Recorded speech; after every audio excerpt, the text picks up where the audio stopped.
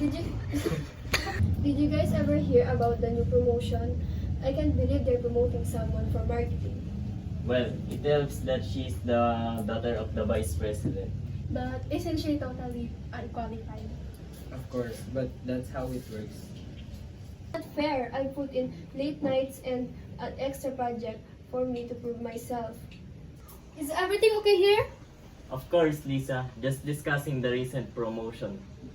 Mark is important, but so are relationships. Sometimes those connections can open doors that talent can't. Yeah, apparently they can open doors to the corner office even without a key. I think there are benefits to having a diverse network, taking advantage of varying perspectives. Ben, how does the benefits of us who are qualified? Isn't everyone deserve a fair shot? Mai is right. This is about fairness. If we keep promoting nepotism, what's the incentive to anyone to work hard? Well, if you want to clean up, you might want to start networking a bit more strategically, Sarah. Networking, is that what we call now? I guess the integrity isn't the requirement anymore. But Sarah, can we change this? What if we talk to someone higher up?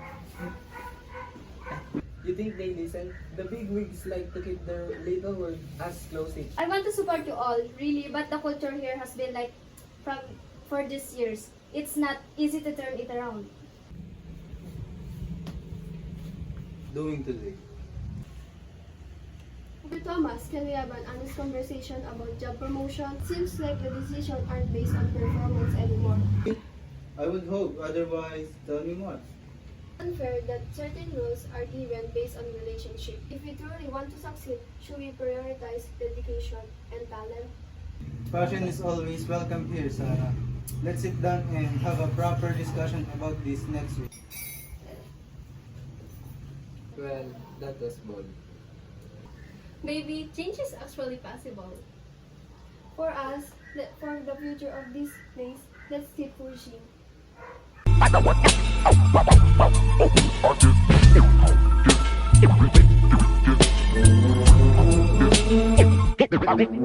Can we talk about us like we care about us?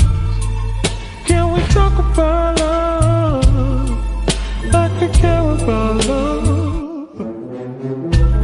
You say let it breathe, but this pain in my heart can't let it be. We both can agree. Tell me what is the point of nothing burns like the cold days.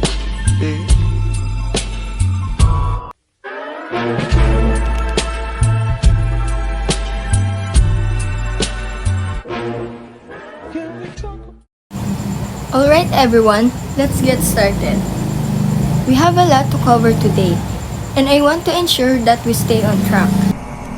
Sure, Heart, but maybe we can take a minute to catch up first. It's always nice to start with a bit of small talk. While I appreciate that, Jonah, I believe we should prioritize our agenda. We have deadlines to meet. I've noticed that you both have a different approaches. Is this a cultural thing? Yes, in German culture, we tend to be more task-oriented. We value punctuality and frequency. It helps us stay focused and achieve our goals. I get that. In the US, we often prioritize building relationship first. We think it helps foster teamwork and creativity. Interesting. So hard. How do you handle team dynamics when everyone is focused on task? It can be challenging. I encourage open communication about tasks and deadlines, but I also make it clear that personal accountability is crucial. Everyone knows their roles and their responsibilities. And that's where we might differ. I think it's important to connect on a personal level to build trust can lead to better collaboration down the line. Trust is important, but in a task-oriented environment, it's built through reliability and meeting expectations. If we deliver result, trust develops naturally. So, what happens if someone does not meet their deadlines? we addresses it immediately. It's important to have clear discussion about performance. We value honesty and constructive feedback. It's not personal, it's about the work. I can see how that's effective, but in my experience, if you're too strict, it can create stress. People might be afraid to take risks. That's a valid point. However, I believe that structured environment can actually encourage innovation. When everyone knows the boundaries, they can be creative within them. It's a balance. Maybe we can build these approaches for better result. I like that idea. We can have structured meetings but also allow for casual brainstorming sessions. Agree. It's about finding common ground. We can incorporate a bit of flexibility without losing our focus or task. Let's set some clear goals for our next project. Then we can plan a team building activity to foster relationships. Now, we are talking a productive meeting with a fun.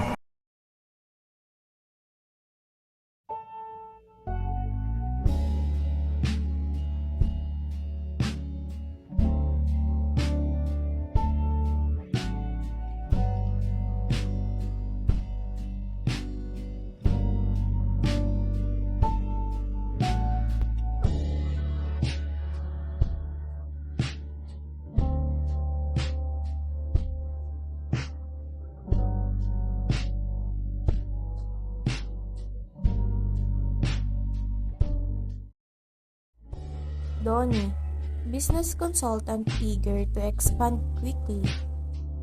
Ibu Maya, board member focused on community values. Sophia, marketing manager. And Rina, CEO of the textile company.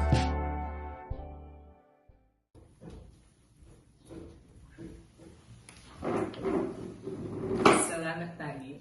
Salamat, Pali. Thanks. The team gathers around a table with papers. Thank you.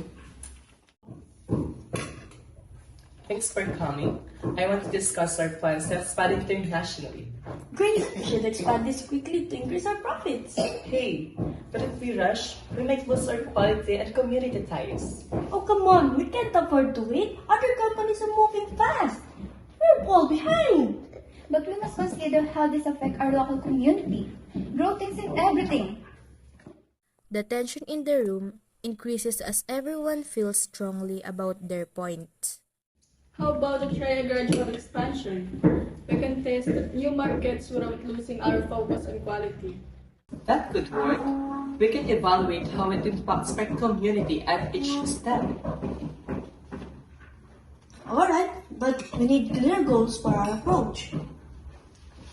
The mood lightens as they start brainstorming together. Let's choose markets that appreciate the quality and highlight our story. Yes, and we can part of our profit to local projects to support the community. This balances our growth and our values, right? Yes, I'm glad that we found a way forward that respects everyone's concerns. And let's keep communicating as we expand. Yes, that's right. The team leaps, feeling confident and united in their approach.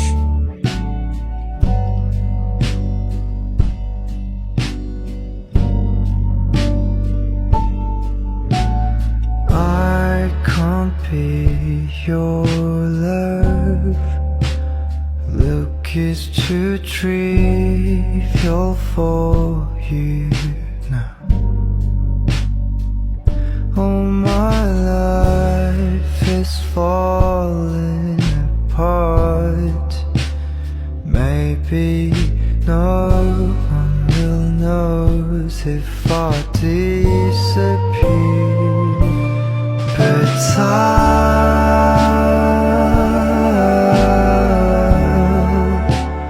pray for you.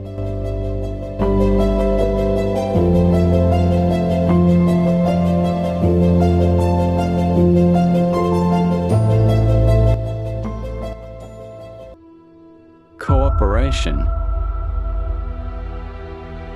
Respect.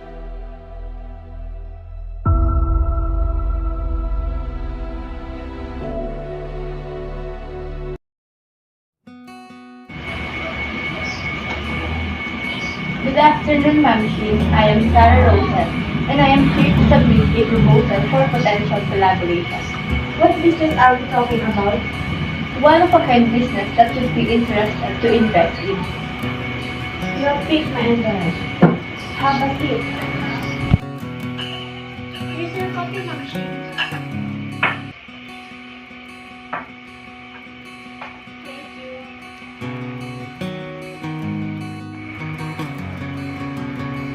Here's the document, Madam Shi. Thank you. I see. This proposal has potential. And that's not all, you will accumulate 15% of the shares that will be earned. 15 shares seems the leader, isn't it? I'd like to have 40% of the shares and through the investment instead of 15%. That'd be too generous, Madam Shin. Why not 25% of the shares? Alright, I endorse your proposal. Alright, dear Madam Shin. I hope this investment blooms into a life.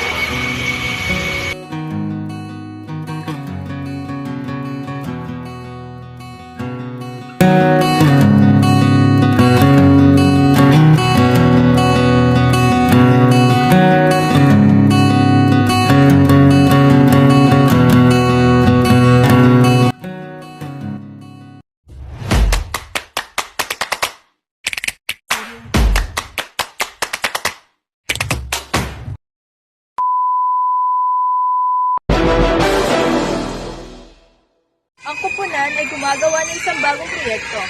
Ngunit may tensyon sa pagitan ni Nak Amir at Prince. Si Prince, isang tradisyonalista, ay naniniwala sa pananatili sa mga pamaraang sinubukan at totoo.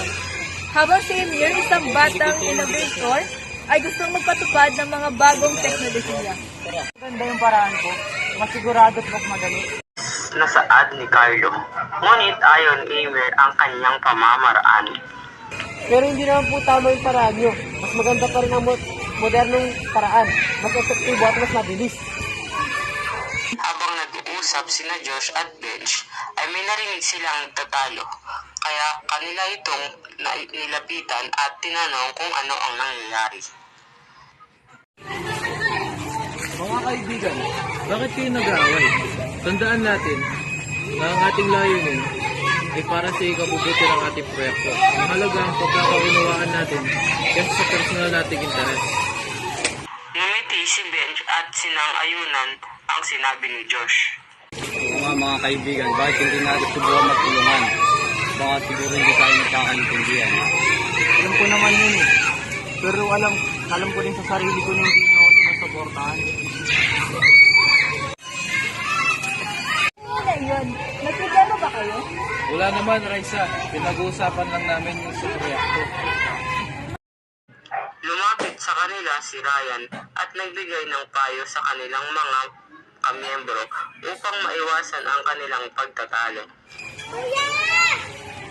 Mga kasama, tandaan natin na ang ating opisina ay ang ating simbolo ng pagkakaisa. Kaya mas mabuting magtulungan tayo. Alaunan ay naunang nagpaumbaba si Emir at sinabi, Oo, tama kahit mas maganda sinubukan natin ang paraan. Oo, mas magandang magtulungan tayo. Maganda yan mga kaibigan. Tandaan natin na ang pag-uusap at pag-uunawaan ay importante sa lahat.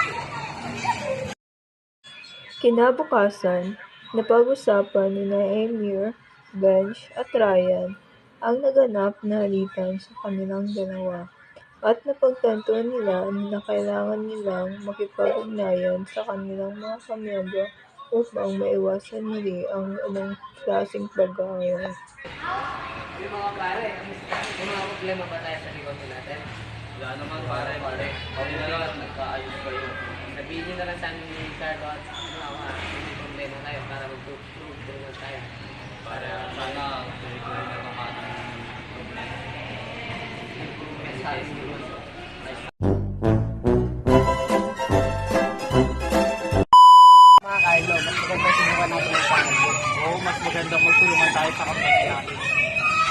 Maganda yan mga kaibigan. Tandaan natin na ang pag-uusap at pag-uwa na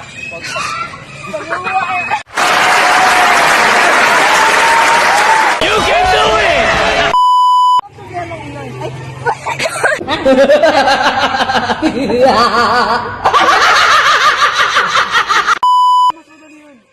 Pwede na nga yun. Pwede na! Di ba't mas maganda yung paraan ko? Ay, wait lang. Say, hold up, wait a minute, something ain't right.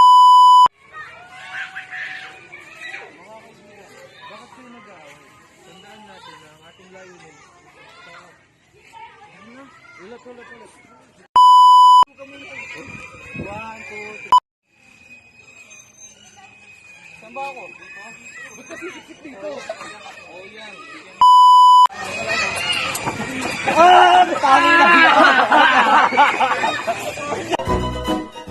짱이가 좋아하는 랜덤 게임! 랜덤 게임! 게임 스타일! 아파트 아파트 아파트 아파트 아파트 아파트 아파트 아파트 아파트 아파트. While their supervisor is looking at different documents, his PA came into his office and... Good morning, sir. Ito na po pala yung marketing sales rate natin this September to October. Okay, thank you. Makakabalik na. While looking at the marketing sales rate, he saw down rates from it and called his PA to... Mr. Ibarra, can you please come here just for a minute?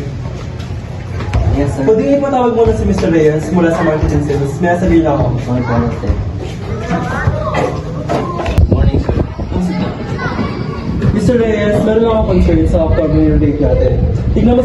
Mr. Reyes came to their manager's office and their manager asked Mr. Reyes what happened to their October marketing sales rate and why is it going downhill. And Mr. Reyes said, Pagpatuloy ng pagtaas ng inflation, ang marketing strategy natin ay patuloy na bumababa. Sige. Ipatawag mo yung mga employee natin sa marketing. May sabihin ako. Okay, sir. Mr. Reyes, sige, pwede nyo lang design. Kung makikita niyo naman kung paano bumaba yung sales natin ngayong October, ano sa tingin niyo yung mga rason kung bakit siya bumaba? Sir, hindi na po masyado napapansin ang product natin at nakukulangan po sa exposure sa mga customer. Add ko na lang din po sa sinabi niya is parang mas kailangan po natin mag-go sa pag-endorse pa or more information pa na palaganap yung product natin para more din sa atin. Add ko lang po yung pagtaas po ng price inflation po. So, parang mas kailangan po natin babaan yung presyo para tumaas ulit po. Good. Ngayon alam na natin yung mga reasons. Ano yung mga pwedeng solusyon para dito? Para makabawi tayo. Sa tingin ko po na kailangan po natin babaan yung presyo ng products natin. Yung way po na yun is kailangan po natin magpalit ng ingredient na sa product sa mas cheaper na ingredient. Tapos po, kailangan po natin mag-advertise po sa mga mas kilalang apps. Good. So yung inaano niya, kailangan i-maximize at saka kailangan para maka-adapt tayo sa situation, kailangan natin babaan at pwedeng galawin natin yung ibang product para maka-adjust tayo sa situation. Good. So, ganito yung plano natin. Kayong dalawa ang i-assign po sa ating marketing. Kailangan yung i-maximize yung products natin sa mga iba't ibang platform para mas makilala pa to. At ikaw, bilang ating graphic designer, kailangan mo gawing catchy yung pagka-edit sa mga design ng products natin para mas catchy siya sa mga tao. Ako na lang makausap ng producer pa or ano yung magagawa nila para masasya nila adjust para sa inflation na nararamdaman natin para makapagdala natin. Yun lang at tayo na magsimula.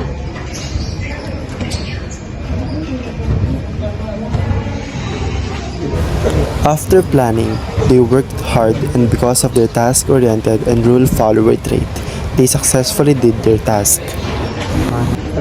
So, kamusta naman yung mga ginawa natin changes? Successful ba lahat ng mga ginawa natin? Yes, according to producer, meron nakapag-adjust or nagbigay sila ng mga minimalist na pag-adjust para makapagdala para sa inflation. And okay na din yung mga design and napas na rin. Na-post na rin lahat ng mga products natin sa iba't ibang platforms and marami na rin bumili. Maganda yan, guys. Meron tayong mga nakikitang gasol. Sir Barrow, can you please come here just for a while? Yes, sir. Pwede bang ipatawag mo yung mga employee natin sa marketing? May discuss ako sana. Like, you know. Thank you.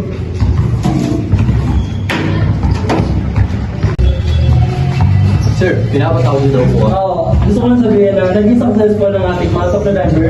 Tumaas ang ating rate at ang ating marketing rate.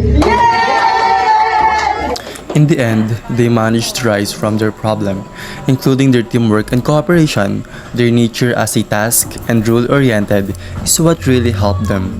Not having this trait would not give us this outcome. These traits do not only apply to workspaces. We should apply this anywhere we go. Thank you.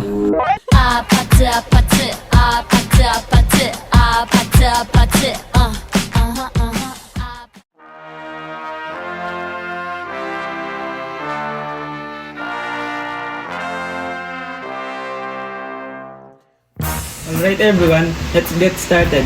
Today we're finalizing our strategy for the upcoming product launch. As usual, I want to hear your ideas. So don't hold back. This is a collaboration process and I expect each of you to contribute. American meetings are direct and to the point. The focus is always on problem solving, efficiency, and results. There's little room for small talk or sidetracking. We've got 3 months until the launch. Let's talk strategy. How can we make this bigger, better, and more impactful? Melissa, you first. I think we should lean into influencer partnerships. Our competitors are already doing it, but I believe we can do it better by tapping into niche market tech influencers who resonate with our products' features. That is solid idea, but I think we should also focus on our product unique selling point. It's not about getting an influencer, it's about why people should care. We need to be clear on that point. In American organizations, individualism is celebrated. Employees, regardless of rank, are expected to contribute and be proactive. No one is expected to wait to be told what to do. They are encouraged to step forward with their own ideas. I agree, but I don't think we should overcommit to influencer marketing right now. What if we test it with a smaller budget instead? We don't want to risk too much before we see the results.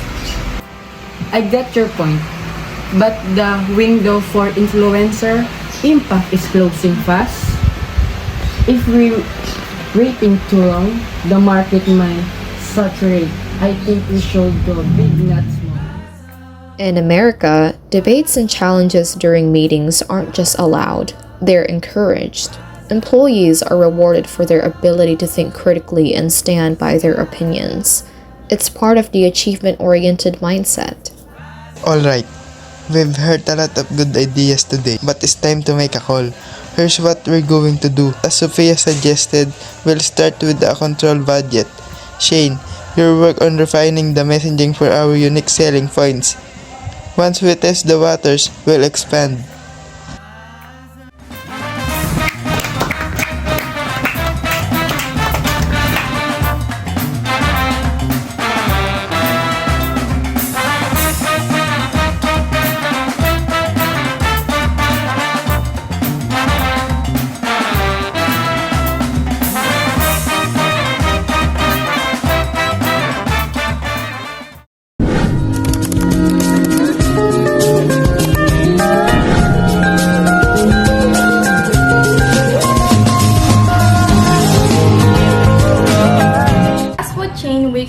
Is widely popular because of its juicier, tender, crispier, and their unique sauces made it more delicious. Morning, I have an announcement today. Make sure you finish all achievement tasks today. That's all. Have a pleasant morning. Thank you, Sir Manager. Have a pleasant morning. The morning shift started to achieve their tasks. Gosh, I think our customers just a few. Maybe because the bird flu that is currently spreading. Then it might be impossible to us to make our achievement today. Good morning, ma'am. May I know what's your order?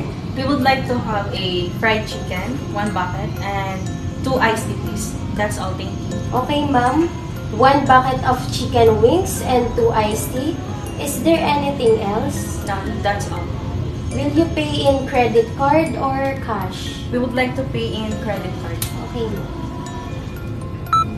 Okay, ma'am. Just wait for your order to arrive. Thank you. Thank you. Morning, ma'am. Here's your order. Thank you. Have a nice meal. Thank you. Bye. Let's taste it. It's crispy. Looks good. Juicy. Night shift started. The morning shift had a trouble achieving the right rate. Slower than what we expect. Just proceed and continue what you are doing. Maybe later it will be fixed. After work, the manager decided to have a meeting regarding to their task. Good evening, everyone. I would like to know if you achieved your goal for today's shift. In the morning shift report, we sadly had lower rates of orders. In the evening shift report, since there was a shortage in the morning shift, we had a trouble in increasing the rate of orders. Since we all know we have unexpected circumstances, we shouldn't avoid this kind of situation. Even though we did not achieve our goal for today, you did all your best, and I appreciate your efforts and hard work. That's all. Have a pleasant evening. Thank you, sir.